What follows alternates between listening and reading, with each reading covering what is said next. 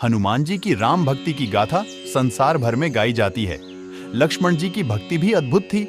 लक्ष्मण जी की कथा के बिना श्री राम कथा पूर्ण नहीं है। अगस्त्य मुनि अयोध्या और लंका युद्ध का प्रसंग छिड़ गया। भगवान श्री राम ने बताया कि उन्होंने कैसे रावण और कुंभकर्ण जैसे प्रचंड वीरों का वध किया और लक्ष्मण ने भी इंद्रजीत और अतिकाय जैसे शक्तिशाली असुरों को मारा। अगस्त्य मुनि बोले, श्री राम, बेशक रावण और कुंभकर्ण भी प्रचंड वीर थे, लेकिन सबसे बड़ा वीर तो मेघनाद ही था। उसने अंतरिक्ष में स्थित होकर इंद्र से युद्ध किया था और बांधकर लंका ले आया था। ब्रह्मा ने इंद्रजीत से दान के रूप में इंद्र को मांगा, तब इंद्र मुक्त हुए थे। लक्ष्मण ने उसका वध किया, इसलिए वे सबसे बड़े योद्धा हुए। श्री राम को आश्चर्य हुआ, लेकिन भाई की वीरता की प्रशंसा से वे खुश थे। फिर भी उनके मन में जिज्ञासा पैदा हुई कि आखिर अगस्त्य मुनि ऐसा क्यों कह रहे हैं कि इंद्रजीत का वध रावण से ज्यादा मुश्किल था। अगस्त्य मुनि ने कहा, प्रभु, इंद्रजीत को वरदान था कि उसका वध वही कर सकता था जो 12 वर्षों तक न सोया हो, जिसने 12 साल तक किसी स्त्री का मुख न देखा हो और 12 साल तक भोजन न किया हो।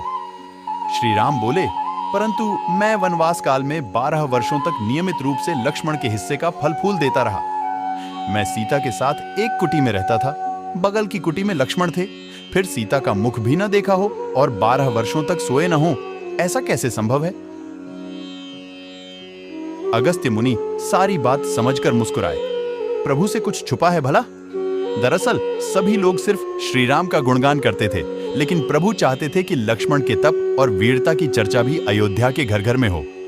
अगस्त्य मुनि ने कहा, क्यों ना लक्ष्मण जी से पूछा जाए। लक्ष्मण जी आए। प्रभु ने कहा कि आपसे जो पूछा जाए उसे सच सच कहिएगा। प्रभु ने पूछा, हम तीनों 14 वर्षों तक साथ रहे, फिर तुमने सीता का मुख कैसे नहीं देखा? फल दिए गए, फिर भी अनाहारी कैसे रहे? और 14 साल तक सोए नहीं, ये कैसे हुआ?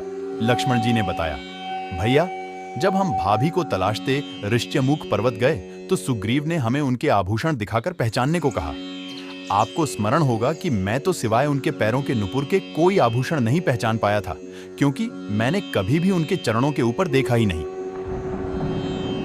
14 वर्ष नहीं सोने के बारे में सुनिए, आप और माता एक कुटिया में सोते थे।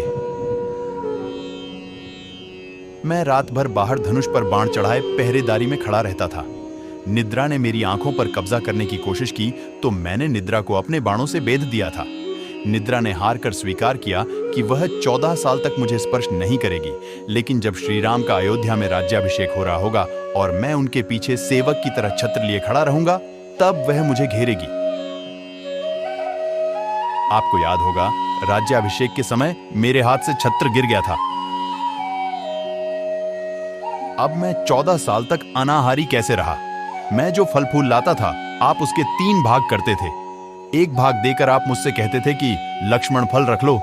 आपने कभी फल खाने को नहीं कहा, फिर बिना आपकी आज्ञा के मैं उसे खाता कैसे? मैंने उन्हें संभाल कर रख दिया। सभी फल उसी कुटिया में अब भी रखे होंगे। प्रभु के आदेश पर लक्ष्मण जी चित्रकूट की कुटिया में से वे सारे फलों की टोकरी लेकर आए और दरबार में रख दिया। फलों की गिनती हुई तो 7 दिन के हिस्से के फल नहीं थे। प्रभु ने कहा, इसका अर्थ है कि तुमने 7 दिन तो आहार लिया था। लक्ष्मण जी ने 7 फल कम होने के बारे बताया कि उन 7 दिनों में फल आए ही नहीं। जिस दिन हमें पिताश्री के स्वर्गवासी होने की सूचना मिली, हम निराहारी रहे। 2. जिस दिन रावण ने माता का हरण किया, उस दिन फल लाने कौन जाता?